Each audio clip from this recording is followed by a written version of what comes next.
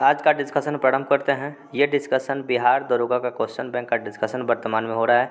ज्ञान बिंदु GS academy का पुस्तक जो है रोशन सर का पुस्तक है, उसी पुस्तक से डिस्कशन प्रारंभ हो रहा है। 37 नंबर क्वेश्चन का डिस्कशन हम लोग कर चुके थे, उसका पूरा तरीका से वीडियो यूट्यूब पे डाला गया है। इसके बाद का डिस्कशन आज के वीडियो में हम प्रारंभ करते हैं।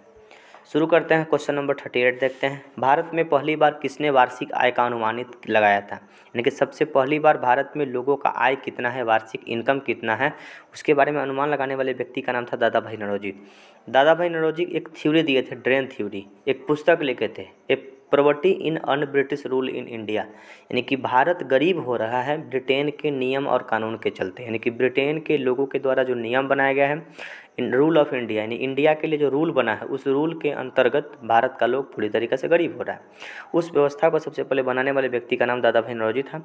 दादा भाई नौरोजी को grand old of man of the India कहा जाता है, वयोवृद्ध पुरुष के रूप में इनको जाना जाता है। भारत में पहली बार 1867-68 में दादा भाई नौरोजी ने वार्षिक आय का आकलन किया, जिन्हें प्रति व्यक्ति आय 20 रुपये बताया था। ये भी क्वेश्चन पूछा गया है कि उन्होंने प्रति व्यक्ति कितना रुपया बताया था, 20 रुपया बताया था।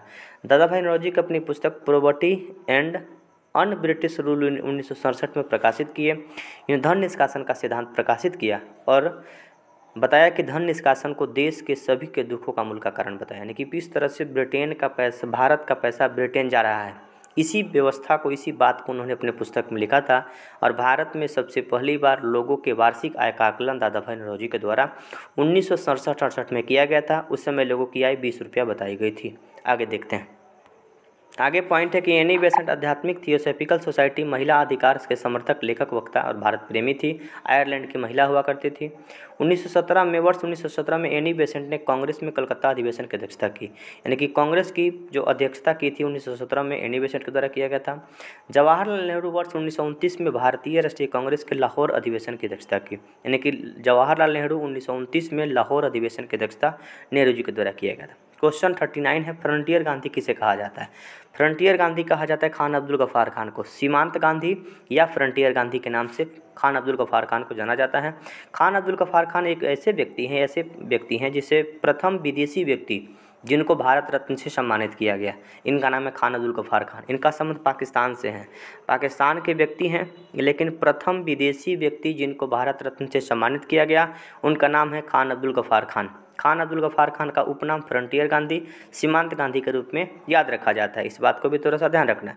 दूसरे व्यक्ति हैं नेल्सन मंडेला, भारत के प्रथम व्यक्ति जिनको भारत रत्न दिया गया, खान अब्दुल गफ्फार खान। दूसरे व्यक्ति का नाम है नेल्सन मंडेला। नेल्सन मंडेला दक्षिण अफ्रीका के गांधी के रूप में याद रखा जाता है। गांधी जी के विचारों से सहमत थे और उनको भी नोबेल भारत रत्न से भी सम्मानित किया गया था। तो दूसरे विदेशी व्यक्ति नेल्सन मंडेला, जिनको भारत रत्न से सम्मानित किया गया था। खान अब्दुल गफ्फार खान को फ्रंटियर गांधी कहा जाता है, सीमांत गांधी कहा जाता है। प्रमुख व्यक्ति के नाम और उपनाम से संबंधित कुछ क्वेश्चन बनता है। भगत सिंह को कहा जाता है शहीद आजम। वल्लभ भाई पटेल को लौह पुरुष और सरदार की उपाधि दिया गया था। रविन्द्रनाथ टैगोर को गुरुदेव कहा जाता है। लाला लाजपत राय को पंजाब केसरी और लाला जी कहा जाता है। महात्मा गांधी को राष्ट्रपिता, बहुत सारा टाइटल महात्मा गांधी को मिला है। सरोजिनी नायडू को भारत कोकिला, नाइटिंगेल ऑफ इंडिया, यानी कि भारत का बुलबुल कहा जाता है। श्री कृष्ण सिंह जो बिहार के प्रथम मुख्यमंत्री थे, उनको बिहार केसरी कहा जाता है। अनुगण नारायण सिंह, जिनका संबंध बिहार से है, बिहार विभूति के रूप में उनको याद रखा जाता है। राजेंद्र बाबू को देश रत्न और अजात शत्रु, इनका कोई शत्रु नहीं था इसलिए अजात शत्रु और देश रत्न के रूप में अपने राजेंद्र बाबू को याद रखा जाता है। देशबंधु चित्तरंजन दास, लोकमान्य बाल गंगाधर तिलक, लोकनायक जयप्रकाश नारायण, संपूर्ण क्रांति का नारा दिए थे जयप्रकाश नारायण। जयप्रकाश नारायण का जन्म सिताबदियरा, वर्तमान उत्तर प्रदेश में हुआ था। राजीव गांधी भारत के 7वें प्रधानमंत्री थे। 1984 में 40 साल की उम्र में सबसे युवा प्रधानमंत्री बने। इंदिरा गांधी की हत्या 31 अक्टूबर 1984 को जब हो जाती है, उसके जस्ट बाद राजीव गांधी भारत के सबसे युवा प्रधानमंत्री के रूप में पद संभालते हैं और मिस्टर क्लीन के रूप में इनको याद रखा जाता है। अच्छे प्रधानमंत्री थे। 21 मई 1991, डेट याद रखिएगा, 21 मई 1991 को राजीव गांधी की हत्या लिट्टे नामक आतंकवादी संगठन जो श्रीलंका में सक्रिय था, उनके द्वारा कर दी गई। इनका जो देहांत है, इनका जो मर्डर है, पेराम्बदूर जो कि तमिलनाडु में है, वहीं पे इनकी हत्या कर दिया गया था लिट्टे नामक संगठन के द्वारा। 1984 में ये प्रधानमंत्री बने, भारत के सबसे युवा प्रधानमंत्री बने। कार्यकाल 84 से 89 तक चला था। लियाकत अली खान पाकिस्तान के पहले प्रधानमंत्री थे। लियाकत अली खान पाकिस्तान के पहले प्रधानमंत्री थे। 1947 से 1951 तक इनका कार्यकाल था। भारत के प्रथम प्रधानमंत्री नेहरू जी 1947 में अपना पद संभाले थे और पाकिस्तान के पहले प्रधानमंत्री लियाकत अली जो 1947 में अपना पद संभाले थे। राम मनोहर लोहिया भारत से संबंधित इनका नाम है। भारत में स्वतंत्रता संग्राम के सेनानी थे, चिंतक थे और समाजवादी राजनेता थे। समाजवाद के प्रवर्तक के रूप में इनको याद रखा जाता है राम मनोहर लोहिया को। क्वेश्चन है 40 नंबर क्वेश्चन, निम्नलिखित में से कौन सा संविधान संशोधन राष्ट्रपति को किसी भी मसले को पुनः विचार के लिए मंत्रिमंडल को भेजने की शक्ति प्रदान करता है। यानी कि कोई भी बिल पास होता है, तो उस बिल को राष्ट्रपति के पास भेजा जाता है। राष्ट्रपति अपना साइन करता है तो वो बिल अधिनियम के रूप में बन जाता है। क्वेश्चन पूछ रहा है कि किसी भी विधेयक के मसले पर पुनर्विचार के लिए मंत्रिमंडल के पास भेजने की शक्ति, यानी कि राष्ट्रपति के पास कोई भी बिल भेजा गया, राष्ट्रपति उसको फिर से मंत्रिमंडल के पास भेजते हैं 44वां संविधान 1978 के तहत। 44वां संविधान संशोधन 1978 में लागू किया गया था, इसको थोड़ा सा ध्यान रखना है। और 44वां संविधान संशोधन के अंतर्गत कोई भी बिल मंत्रिमंडल के पास भेजने की शक्ति राष्ट्रपति के पास होता है। 44वां संविधान संशोधन के राष्ट्रपति को किसी भी मसले को पुनर्विचार के लिए मंत्रिमंडल के पास भेजने की शक्ति प्रदान करता है।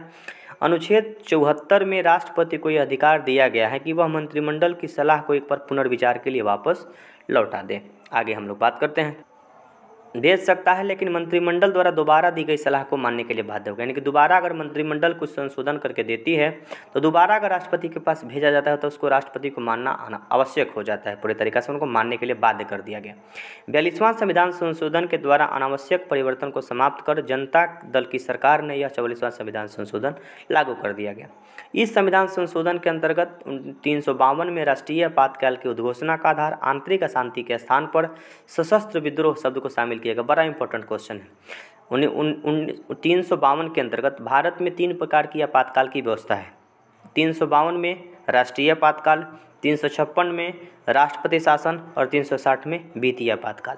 तो 352 में राष्ट्रीय आपातकाल लागू होने का जो मेन मुद्दा था आंतरिक अशांति था। आंतरिक अशांति शब्द को हटा के सशस्त्र विद्रोह क्वेश्चन पूछा जाता है। 352 अनुच्छेद के तहत आप राष्ट्रीय आपातकाल लगाने का मेन मतलब क्या है, राष्ट्रीय आपातकाल क्यों लगाते हैं, तो सशस्त्र विद्रोह के कारण ही पूरी तरीके से राष्ट्रीय आपातकाल में लगा सकते हैं। यानी पहले आंतरिक अशांति शब्द था, आंतरिक अशांति शब्द को हटाकर सशस्त्र विद्रोह को इसमें शामिल कर दिया गया। मूल अधिकार में सम्मिलित संपत्ति के अधिकार को समाप्त कर दिया गया। 39वां संविधान 1975 में लागू किया गया था, इसमें कुछ खास नहीं है। 40वां संविधान 1976 के अंतर्गत इसको लागू किया गया था, इसको थोड़ा सा याद रखिएगा। 42वां संविधान संशोधन 1976 में हुआ था। यह संविधान संशोधन अभी तक पारित सभी संशोधनों में अधिक व्यापक है, इसीलिए इसे लघु संविधान संशोधन कहा जाता है। 42वां संविधान संशोधन बहुत ही बड़ा है और इसी के कारण बड़ा होने के कारण इसे लघु संविधान संशोधन कहते हैं। 42वां संविधान संशोधन के अंतर्गत कुछ काम किए गए हैं, आइए हम लोग समझते हैं। संविधान की उद्देशिका का मतलब प्रस्तावना का जो विचार है हम लोग अमेरिका से ग्रहण किए हैं और प्रस्तावना की भाषा ऑस्ट्रेलिया से लिए हैं। प्रस्तावना को संविधान का आत्मा कहा जाता है और प्रस्तावना को संविधान का भाग माना जाता है। पहले प्रस्तावना को संविधान का भाग नहीं माना जाता था। 1973 में केस हुआ था केशवानंद भारती केरल राज्य के संबंध में और 1973 के केस के बाद प्रस्तावना को संविधान का भाग माना गया। प्रस्तावना संविधान की आत्मा है, इस बात को भी थोड़ा सा याद रखना है। प्रस्तावना का प्रस्तुतिकरण जब संविधान सभा बना था, संविधान सभा के बनने के बाद नेहरू जी के द्वारा संविधान की प्रस्तावना का जो प्रस्तुतिकरण है 13 दिसंबर 1946 को किया गया था।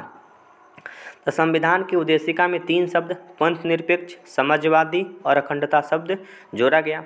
नीति निर्देशक तत्व में 3 नए सिद्धांत जोड़े गए, सामान्य न्याय और निःशुल्क विधिक सहायता। यानी कि बहुत सारे लोग गरीब हैं, तो गरीब लोगों के लिए एक प्रकार का वकील का व्यवस्था करना सरकार का जिम्मेवारी होता है, क्योंकि अनुच्छेद 14 में है विधि के समक्ष समानता, यानी सभी लोगों के लिए नियम क्या होगा, समान होगा। अगर कोई व्यक्ति गरीब है, वकील नहीं रख सकता है, तो उसके लिए सरकार व्यवस्था कराती है। इस प्रकार का 3 प्रकार का संस्था है। एगो का नाम है NAL नालसा, एगो का नाम है SAL सालसा, एगो बोला जा सकता है DALSA नालसा सालसा डालसा।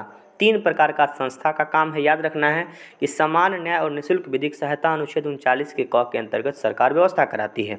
अगर कोई व्यक्ति के ऊपर केस हो जाता है, उस व्यक्ति के पास क्षमता नहीं है वकील रखने का, तो सरकार उसको फ्री में वकील उपलब्ध कराती है।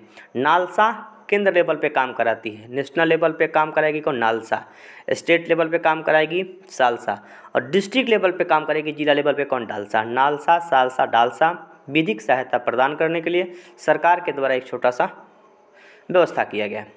उद्योगों के प्रबंध में कामगारों की भागीदारी, यानी कि कोई भी कंपनी है, कंपनी में काम करने वाले लोगों की भागीदारी उस कंपनी में होनी चाहिए, अनुच्छेद 43 के क के अंतर्गत दिया गया।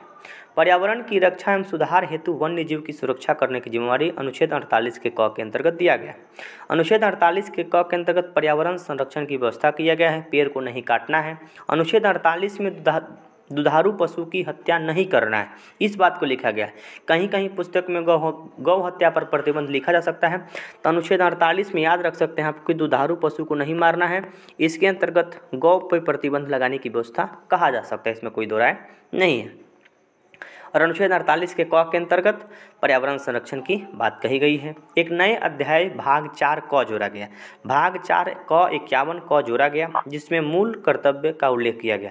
संविधान के भाग 4 के क में मूल कर्तव्य की चर्चा है और अनुच्छेद 51 के क में है। पहले मूल कर्तव्य की संख्या 10 हुआ करती थी, लेकिन वर्तमान में मूल कर्तव्य की संख्या 11 है। इस बात को भी थोड़ा सा याद रखना है। क्वेश्चन है, विधानसभा का और लोकसभा का कार्यकाल 5 वर्षों से बढ़ाकर 6 वर्ष किया गया, यानी कि 42वां संविधान संशोधन के अंतर्गत विधानसभा और लोकसभा का कार्यकाल 5 वर्षों से बढ़ाकर 6 वर्ष कर दिया गया। लेकिन फिर 44वां संविधान संशोधन 1978 में होता है और इसको घटा के फिर से 5 वर्ष कर दिया गया। वर्तमान में विधानसभा और लोकसभा का कार्यकाल 5 साल का होता है, विधान परिषद और राज्यसभा का कार्यकाल 6 वर्षों का होता है। इस बात को भी याद रखना है। आगे देखते हैं क्वेश्चन, सूची 1 और सूची 2 से मिलान करना है। मौलिक अधिकार, तो मौलिक अधिकार हम लोग लिए हैं अमेरिका के संविधान से, यानी कि 1 नंबर का आंसर होगा पूरी तरीक़ा से 4। राज्य का नीति निषेधक तत्व, ये हम लोग लिए हैं पूरी तरीक़ा से। फिर देखते हैं केंद्र राज्य संबंध, तो केंद्र राज्य संबंध हम लोग कनाडा के संविधान से लिए हैं। राज्य का नीति निषेधक आयरलैंड के संविधान से लिए हैं, और संसदीय सरकार की व्यवस्था कनाडा के संविधान से लिए हैं। तो नीति निषेधक तत्व यहाँ पे 3 हो जाएगा, संसदीय सरकार 1 हो जाएगा और केंद्र राज्य संबंध 2 हो जाएगा। 4, 3, 1, 2 इसका पूरी तरीक़ा से आंसर होगा। अगले हम लोग थोड़ा सा इसके बारे में बात करते हैं। अलग अलग देशों से ग्रहण किया गया है। मौलिक अधिकार लिए हैं अमेरिका के संविधान से। मौलिक अधिकार का वर्णन भारतीय संविधान के भाग 3 में है और अनुच्छेद 1235 में है। भारतीय संविधान के भाग 3 को संविधान का मैग्ना कार्टा कहा जाता है। मैग्ना कार्टा का मतलब महान अधिकार पत्र होता है। हम सभी लोगों को एक प्रकार का अधिकार मिला है जिसे मौलिक अधिकार कहा जाता है, और मौलिक अधिकार की व्यवस्था कहाँ से लिए हैं? तो अमेरिका के संविधान से लिए हैं। राज्य का नीति निषेधक तत्व का संबंध का वर्णन भाग 4 में है और भाग 4 में अनुच्छेद 36 से 51 तक में दिया गया है। आयरलैंड के संविधान से लिया गया है, यानी आयरिश का मतलब आयरलैंड के संविधान से लिया गया। संसदीय सरकार की व्यवस्था ब्रिटेन के संविधान से लिया गया। केंद्र और राज्य का संबंध कनाडा के संविधान से लिया गया है। एक व्यवस्था और अवशिष्ट शक्ति की व्यवस्था कनाडा के संविधान से लिया गया है। केंद्र सर्वोपरि होगा, केंद्र के पास पावर दी गई है, इस व्यवस्था को भी हम लोग कहाँ से लिए हैं? कनाडा के संविधान से लिए हैं। समवर्ती सूची की व्यवस्था ऑस्ट्रेलिया के संविधान से लिए हैं। और संसद के दोनों सदनों की संयुक्त बैठक, संसद के दोनों सदनों की संयुक्त बैठक अनुच्छेद 108 के अंतर्गत करते हैं। इस बात को बहुत अच्छे से याद रखिएगा। संसद के दोनों सदनों की संयुक्त बैठक अनुच्छेद 108 के अंतर्गत करते हैं। और इस व्यवस्था को कहाँ से लिए हैं? तो ऑस्ट्रेलिया के संविधान से लिए हैं। वर्तमान में ऑस्ट्रेलिया वर्ल्ड कप भी जीत चुका है, इस बात को भी याद रख लेना है। याद रखना है कि संसद के संयुक्त अधिवेशन की अध्यक्षता लोकसभा का अध्यक्ष ही हमेशा करता है। संसद के संयुक्त अधिवेशन की अध्यक्षता लोकसभा का अध्यक्ष करता है या करती है, जो भी लोकसभा का अध्यक्ष होगा। संसद के दोनों सदनों की बुलाते हैं कौन? राष्ट्रपति। संसद के दोनों सदनों की संयुक्त बैठक बुलाने का काम किन के पास होता है? राष्ट्रपति के पास होता है। लेकिन अध्यक्षता कौन करता है? लोकसभा का अध्यक्ष करता है। संसद के दोनों सदनों की अध्यक्षता करते समय कोरम कितना होना चाहिए? 1/10 होना चाहिए। वर्तमान में बिहार दरोगा का जो परीक्षा हुआ था मध्य क्षेत्र, उसमें पूछा हुआ था, इस बात को भी ध्यान रखिएगा। तो संयुक्त अधिवेशन की व्यवस्था अनुच्छेद 108 के अंतर्गत कहाँ से लिए हैं? ऑस्ट्रेलिया से लिए हैं। इसका अध्यक्षता कौन करेगा? लोकसभा का अध्यक्ष करेगा। बुलाते कौन है अधिवेशन? राष्ट्रपति बुलाते हैं। आगे देखते हैं। गणतंत्रात्मक व्यवस्था फ्रांस के संविधान से लिए हैं और फ्रांस के संविधान से स्वतंत्रता, समानता, बंधुत्व का नारा लिए थे। फ्रांस की क्रांति हुई थी 1789 में। फ्रांस की क्रांति 1789 में होती है और 1789 में फ्रांस के क्रांति का नारा है स्वतंत्रता, समानता, बंधुता। उस क्रांति के नारा को भारत के संविधान में लिया गया। भारत का संविधान हमें हर पल सिखाता है कि हमको अच्छाई ग्रहण करने में कोई दिक्कत नहीं है। अगर किसी के पास अच्छाई है, उस अच्छाई को हर पल हम लोग पूरी तरीके से ग्रहण करते रहें। अगर कोई भी व्यक्ति है उसमें अच्छाई थोड़ा सा दिखे, ग्रहण करने में कोई भी कोताही नहीं करना है, क्योंकि भारत का संविधान जो भी अच्छा व्यवस्था था, भारत के लिए बेहतर व्यवस्था था, उसको पूरी तरीके से ग्रहण किया है। मूल कर्तव्य एवं प्रस्तावना में न्यायिक आदर्श। मूल कर्तव्य और प्रस्तावना में न्यायिक आदर्श रूस के संविधान से लिए हैं। आपातकालीन व्यवस्था जर्मनी के संविधान से लिए हैं। संविधान संशोधन की व्यवस्था पूछा जाता है किस भाग में है। संविधान संशोधन की जो व्यवस्था है भाग 20 में है। ये कई बार क्वेश्चन पूछा गया है कि संविधान संशोधन की व्यवस्था किस भाग में है, तो भाग 20 में है। अनुच्छेद किस में है, तो अनुच्छेद 368 के अंतर्गत संविधान संशोधन है। कहाँ से लिए थे, दक्षिण अफ्रीका के संविधान से लिए थे। राज्यसभा में सदस्यों का निर्वाचन है। राज्यसभा के सदस्यों का निर्वाचन की व्यवस्था भी दक्षिण अफ्रीका के संविधान से लिए हैं। वही दक्षिण अफ्रीका जहाँ पे महात्मा गांधी 1893 में गए थे। दक्षिण अफ्रीका महात्मा गांधी 1893 में गए थे और 1915 में लौटकर पूरी तरीके से महात्मा गांधी आ गए थे। और महात्मा गांधी को महात्मा बनाया गया था। महात्मा बनाया कौन था, तो दक्षिण अफ्रीका ही पूरी तरीके से महात्मा गांधी को महात्मा बना दिया था। क्वेश्चन है कि भारत में नियंत्रण महालेखा परीक्षण। सबसे पहले नियंत्रण महालेखा परीक्षण को हिंदी में CAG कहा जाता है, कंट्रोलर एंड ऑडिटर जनरल। वर्तमान में नियंत्रण महालेखा परीक्षण राजीव महर्षि के रूप में याद रखिएगा। आगे देखते हैं, इनका संबंध जो है ना, अनुच्छेद 148 में इसका संबंध, इसी को थोड़ा सा याद रखना है। उस समय जब परीक्षा हुआ था उस समय कौन थे, तो राजीव महर्षि थे। लेकिन वर्तमान में थोड़ा सा ध्यान रखना है कि वर्तमान में CAG यानी कि controller and auditor general Girish Chandra Murmu हैं। भारतीय संविधान का अनुच्छेद 148 के अंतर्गत इसकी व्यवस्था किया गया है। क्वेश्चन सबसे पहले यही बनता है कि ये संसद का लेखा जोखा का काम करता है। जो भी पूरी तरीक़ा से लेखा जोखा का काम होता है यही करता है। इसको कैग कहा जाता है, कंट्रोलर एंड ऑडिटर जनरल कहा जाता है। इसकी नियुक्ति राष्ट्रपति करते हैं और एक कार्यकाल 6 साल और 65 साल होता है। यही सबसे इंपॉर्टेंट क्वेश्चन है। CAG का कार्यकाल 6 साल और 65 साल, जो भी पहले उसी के अनुसार किया जाता है। आगे क्वेश्चन देखिए, सर्करिक विवाद किसके किसके बीच में है। सर्करिक विवाद भारत और पाकिस्तान के बीच में है। सर्करिक रेखा कहाँ पे है, तो गुजरात में है। भारत और चीन के बीच में मैकमोहन रेखा है। पाकिस्तान अफगानिस्तान के बीच में डूरंड रेखा है और भारत पाकिस्तान के बीच में रेडक्लिफ रेखा है। लेकिन सर्करिक विवाद भी भारत और पाकिस्तान से है। गुजरात का एक पॉइंट है सर्करिक, वहीं से ये विवाद पूरी तरीके से चलता है।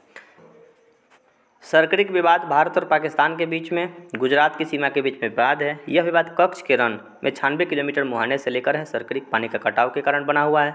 यहाँ ज्वार भट्टे के कारण यह तय नहीं हो रहा है कि इसका कितना हिस्सा पानी में है और कितना हिस्सा पानी के बाहर है। वर्तमान में याद रखना है कि सर्करिक रेखा कहाँ पे है, तो गुजरात में। इस बात को याद रखना है। इसमें कुछ खास थोड़ा सा पढ़ते हैं। वर्तमान में इस नाले का नाम सर्करिक है, लेकिन कच्छ के पुराने दस्तावेज में इसे सर्करिक कहा जाता है। इसका कारण ये बताया जाता है कि पहले इस नाले में सीडी नामक मछली पाई जाती थी, जिसके नाम पर इस नाले का नाम सर्करिक पड़ गया। सर्करिक के मामले विवाद 1960 के दशक से ही शुरू हुआ है। भारत और पाकिस्तान की सीमा के बीच में रेडक्लिफ रेखा है जो 17 अगस्त 1947, ये डेट याद रखना है। यह रेखा 17 अगस्त 1947 को खींचा गया था। भारत और पाकिस्तान के बीच में खींचा गया था। भारत और पाकिस्तान के बीच में सीमा साझा 3323 किलोमीटर सीमा साझा होता है। इस बात को याद रखना है। पाकिस्तान और अफगानिस्तान के बीच में डूरंड रेखा है। डूरंड रेखा का जो निर्धारण है 1893 में किया गया था। मार्टिमन डूरंड के द्वारा पूरी तरीके से किया गया था। भारत और अफगानिस्तान के बीच में डूरंड रेखा पहले हुआ करता था। भारत और पाकिस्तान के बीच की सीमा रेखा की लंबाई 106 किलोमीटर है। यह सीमा पूरी तरीके से लद्दाख में स्थित है। और भारत सर्वाधिक सीमा साझा करता है बांग्लादेश से। भारत का सर्वाधिक सीमा बांग्लादेश से साझा होता है और दूसरा नंबर चीन से साझा होता है। बांग्लादेश से 4096 होता है और चीन से 3488 किलोमीटर पूरी तरीके से सीमा साझा होता है। आगे देखते हैं। क्वेश्चन है कि किस देश ने वर्ष 2040 तक पेट्रोल और डीजल कारों की बिक्री पर पूरी तरीके से प्रतिबंध लगाने का निर्णय ले लिया है। फ्रांस पूरी तरीके से सरकार डीजल और केरोसिन तेल, डीजल और पेट्रोल से जो भी कार चलेगा उस पर पूरी तरीके से प्रतिबंध लगा देगा। इलेक्ट्रिक गाड़ी पूरी तरीके से चलाने का काम करेगा जो पर्यावरण के लिए बेहतर होगा। फ्रांस में जीवाश्म ईंधन के चलने वाली गाड़ियों पर प्रतिबंध लगाने की घोषणा कर देगा। 2040 तक पेट्रोल और डीजल वाहनों की बिक्री पर पूरी तरीके से प्रतिबंध लगेगा। फ्रांस पश्चिम यूरोप में स्थित देश है, इसकी राजधानी पेरिस है। निम्नलिखित में से कौन सा मोबाइल एप्लीकेशन केंद्रीय ग्रामीण विकास मंत्रालय द्वारा सड़कों की देखरेख के लिए किया गया था। आरंभ नामक एप्लीकेशन किया गया था। आरंभ नामक एप्लीकेशन केंद्रीय ग्रामीण विकास मंत्रालय सड़कों की देखरेख के लिए पूरी तरीके से किया गया था कि सड़कों का देखरेख अच्छे तरीके से हो पाए। अब देखिए क्वेश्चन है कि ग्लोबल हंगर इंडेक्स निम्नलिखित में से किसके द्वारा प्रकाशित होती है।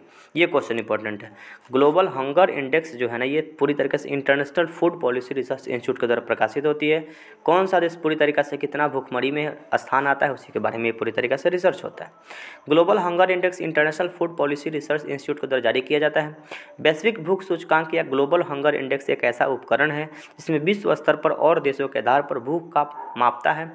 भूख मापने के लिए पूरी तरीके से ये बनाया जाता है। भारत पूरी तरीके से इसके अंतर्गत 107वां नंबर देश पे है। पूरा 121 नंबर देश में भारत का स्थान 107वां है। पहला देश बेलारूस है। नांगल किसके लिए प्रसिद्ध है?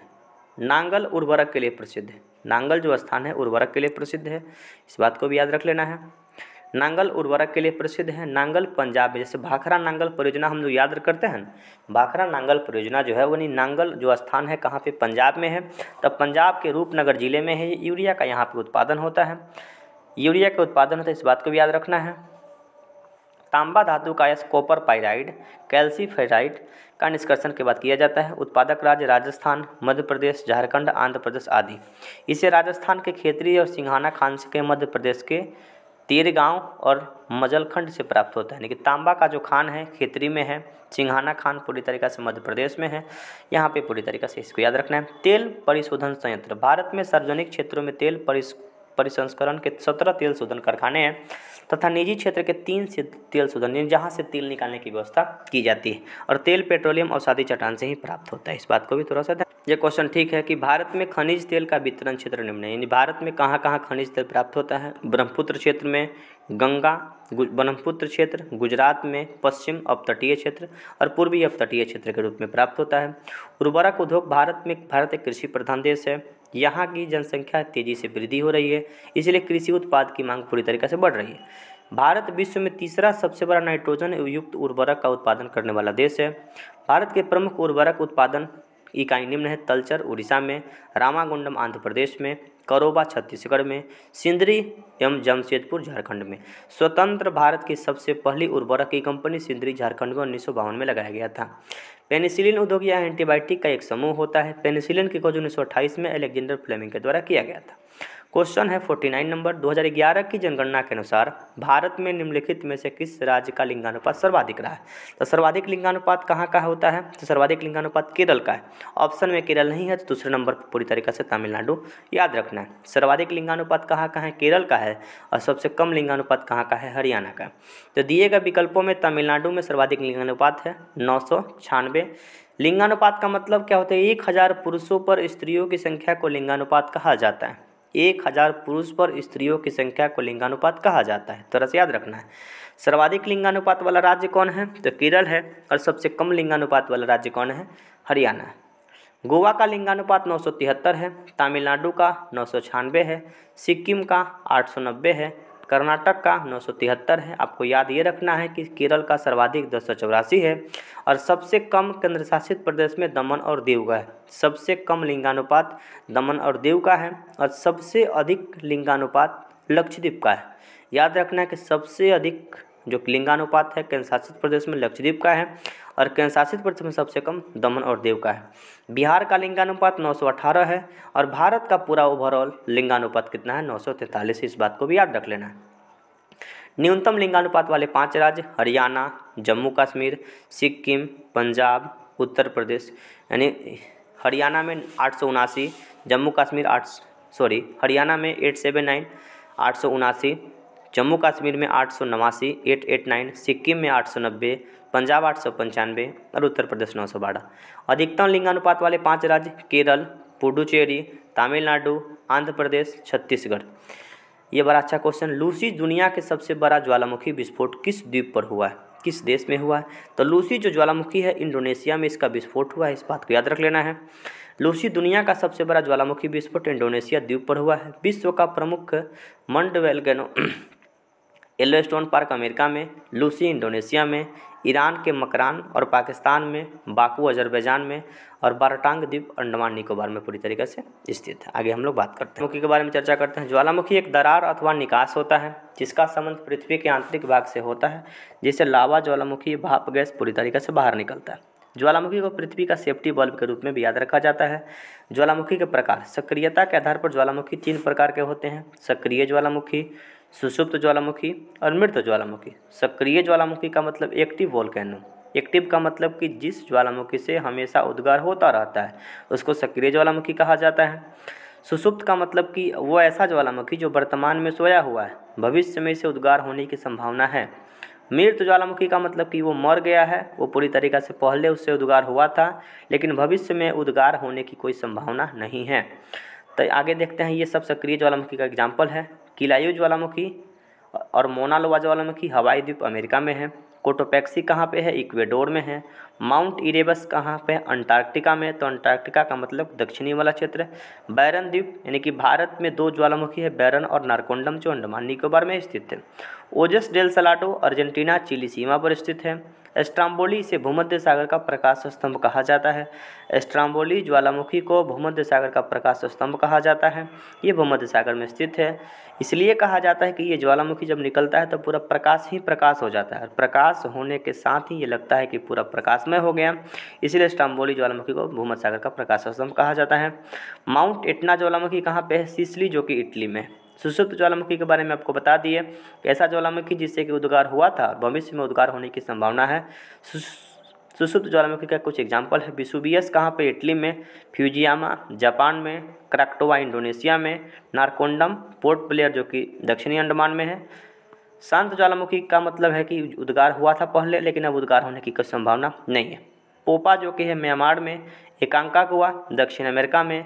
किलीमंजारो तंजानिया में। कोह सुल्तान और देवबंद वहाँ पे ईरान में।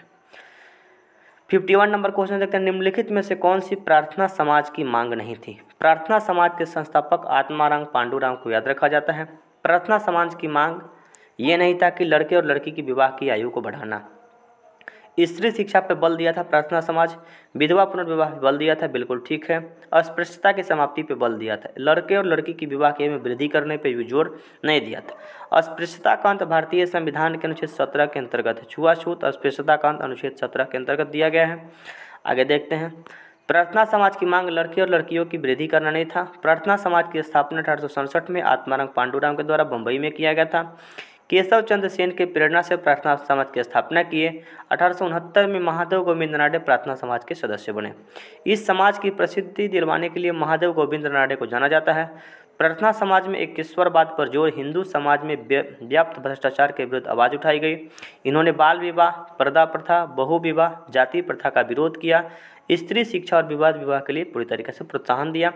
महादेव गोविंद रानडे ने शिक्षा के प्रचार करने के लिए 1884 में पुणे में डेक्कन एजुकेशन सोसाइटी की स्थापना की। महादेव गोविंद रानडे ने शिक्षा के प्रसार के लिए 1884 ईस्वी में पुणे में डेक्कन एजुकेशन सोसाइटी की स्थापना की। इस बात को भी याद रखना है। आगे बढ़ क्वेश्चन है कि भारत के लिए अमेरिका के कच्चे तेल का पहला नौभरण शिपमेंट किस बंदरगाह पे पहुंचा है? अमेरिका के कच्चे तेल, यानी अमेरिका से कच्चा तेल हम लोग कहाँ पे मंगाए थे? तो पारादीप में मंगाए थे। पारादीप बंदरगाह कहाँ पे है? उड़ीसा में। आपको याद रखना है कि पारादीप बंदरगाह कहाँ पे है? उड़ीसा में, और बंगाल की खाड़ी वाले तट पे है। इस बात को भी याद रखना है। यहाँ पे हम आपको थोड़ा सा मैप बनाते हैं। उड़ीसा यहाँ पे है, उड़ीसा में ही है पारादीप बंदरगाह। पारादीप बंदरगाह बंगाल की खाड़ी यहाँ पे है और अरब सागर पूरी तरीके से यहाँ पे है। भारत के पूरब में है बंगाल की खाड़ी और भारत के पश्चिम में है अरब सागर। अरब सागर में बहुत सारा बंदरगाह है, लेकिन बंगाल की खाड़ी के बंदरगाह के बारे में थोड़ा सा याद रखना है। जैसे कोलकाता बंदरगाह भी कहाँ पे है? बंगाल की खाड़ी में है। पारादीप बंदरगाह उड़ीसा में है और उड़ीसा भी पूरी तरीके से बंगाल की खाड़ी में है। तो यहीं पे पूरी तरीके से हम लोग तेल मंगाए थे। अमेरिका से आया हुआ तेल पारादीप बंदरगाह पे पहुंचा था। इंडियन ऑयल कॉरपोरेशन का पहला पोत यहीं पे लाया गया था। दूसरा पोत गुजरात के वाडियार पोत में कच्चा तेल लेकर आया था। भारत विश्व में तीसरा सबसे बड़ा तेल का आयातक देश है। अमेरिका सबसे बड़ा तेल आयातक देश है, यानी अमेरिका सर्वाधिक तेल अलग अलग देशों में बेचता है। गलत बोल दिए। अमेरिका सबसे बड़ा तेल आयातक देश है और दूसरा चीन है और तीसरा नंबर का भारत, यानी कि तेल मंगाने में सबसे ज़्यादा अमेरिका तेल मंगाता है, दूसरे नंबर पे चीन अपने देश में तेल मंगाता है और तीसरे नंबर पे भारत अपने देश में तेल मंगाता है, तेल का खरीद करता है। तो तेल के खरीदने में भारत का स्थान तीसरा नंबर स्थान पे आता है। एक शब्द होता है आयात और एक शब्द होता है निर्यात। निर्यात का मतलब कि सामान को बेच देना और आयात का मतलब सामान को मंगाना। तो भारत तेल मंगाने में तीसरा नंबर स्थान पे आता है।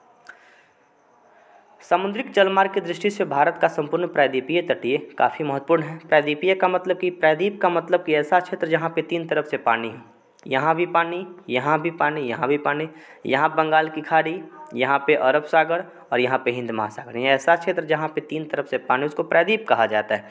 दक्षिण भारत को ना प्रायद्वीपियों का प्रायद्वीप कहा जाता है, यानी कि बहुत सारा प्रायद्वीप छोटा छोटा बना हुआ है। पठारों का पठार कहा जाता है, प्रायद्वीपीय पठार कहा जाता है।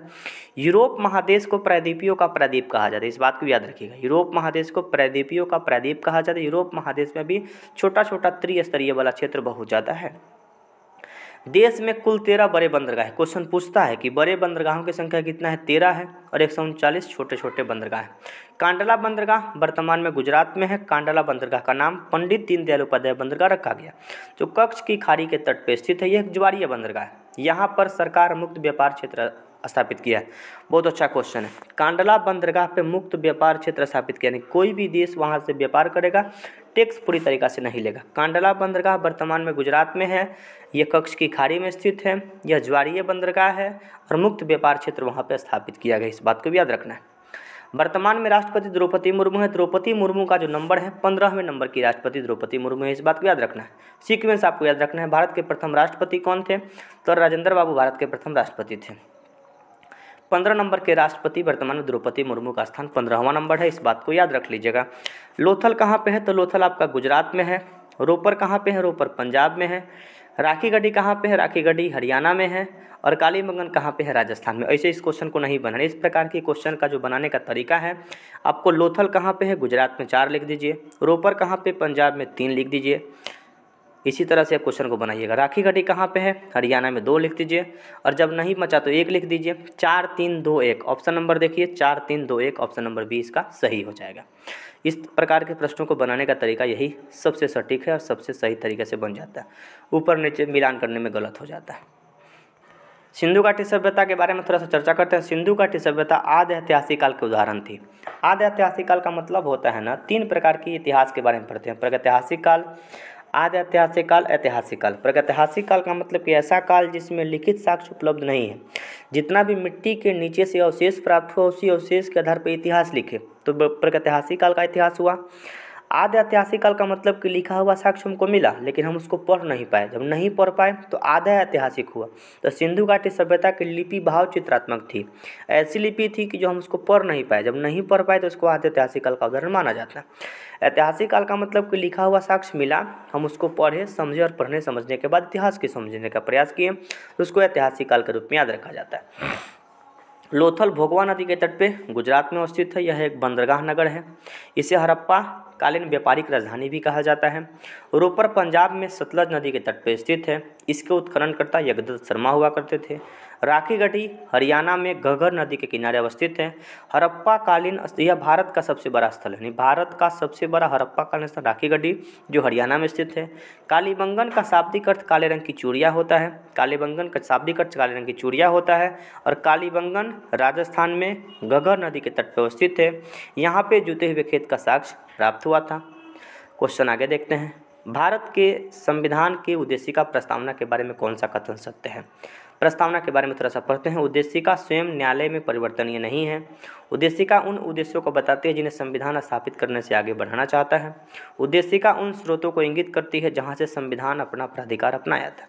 क्वेश्चन नंबर यहाँ पे देखिए कि संविधान कौन सा प्रस्तावना के बारे में सही है। उद्देशिका स्वयं न्यायालय में परिवर्तनीय नहीं है, बिल्कुल न्यायालय में परिवर्तनीय नहीं है, इसका हम लोग संशोधन कर सकते हैं। इसके बारे में डिटेल यहाँ पे थोड़ा सा पढ़ते हैं, इससे पता चल जाएगा। भारत के संविधान के प्रारंभ में रखी गई उद्देशिका प्रस्तावना के संविधान निर्माण की महत्वपूर्ण बातें। उद्देशिका में उन आधारभूत दर्शन और राजनीतिक, धार्मिक, नैतिक मूल्यों का उल्लेख है जो हमारे संविधान के आधार का स्तंभ है। उद्देशिका में जनता की भावनाएं, आकांक्षाएं सूक्ष्म रूप से समाविष्ट हैं। संविधानविदों ने उद्देशिका को संविधान की आत्मा के समान माना था। संविधान के प्राधिकार का मूल स्रोत भारत के लोगों में निहित है, यानी कि हम भारत के लोग, भारत को संपूर्ण प्रभुत्व, संपन्न समाजवादी, मेन मूल्य भारत का लोग है। इस बात को याद रखना पड़ेगा कि संविधान की प्रस्तावना हम भारत के लोग पे ही डिपेंडेंट है, भारत के लोग पे ही चर्चा करता है।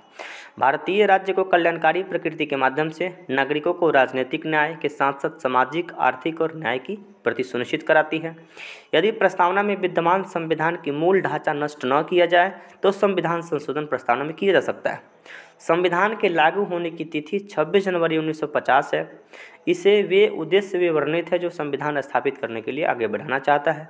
42वां संविधान 1976 के अंतर्गत प्रस्तावना में समाजवादी, मतनिरपेक्ष और राष्ट्र की अखंडता शब्द को जोड़ा गया था। क्वेश्चन है 56 नंबर, पेटेंट का मतलब क्या होता है? देखिए, पेटेंट का मतलब होता है कि हम जैसे कोई चीज़ बनाए तो ये अधिकार मेरा होना चाहिए। जैसे मान लीजिए कि कोई नोट्स हम लिखते हैं, उस नोट्स पे अधिकार मेरा होना चाहिए। जैसे कोई वीडियो बना के हम यूट्यूब पे पोस्ट किए, उस वीडियो का जितना भी इनकम होना चाहिए वो हमको आना चाहिए। पेटेंट का मतलब कि कोई वस्तु हम बनाते हैं, कोई चीज़ का इनोवेशन करते हैं, आविष्कार करते हैं, उसका जितना भी पैसा है, उसका जितना अधिकार है वो हमको पूरी तरीक़ा से मिलना चाहिए। यही पेटेंट होता है। तो पेटेंट के बारे में कौन सा कथन सत्य नहीं? पेटेंट आजीवन नहीं होता है, 4-5 पीढ़ी तक पेटेंट बुरी तरीक़ा से ख़त्म हो जाता है। आइए देखते हैं। पेटेंट एक विशिष्ट प्रकार का अधिकार है जो किसी आविष्कार को उत्पादन या प्रक्रिया के द्वारा नए तरीके से करना ही बिल्कुल सही है। पेटेंट अपने मालिकों और आविष्कार की सुरक्षा प्रदान करता है, बिल्कुल करता है। ए और बी दोनों कथन पेटेंट के लिए सही है, पूरी तरीके से मिलता है। ऑप्शन नंबर सी, वह अनंत समय के लिए दिया जाता है, नहीं, ऑप्शन नंबर सी ही आपका गलत हो जाएगा। 1 मिनट थोड़ा सा रुकिएगा।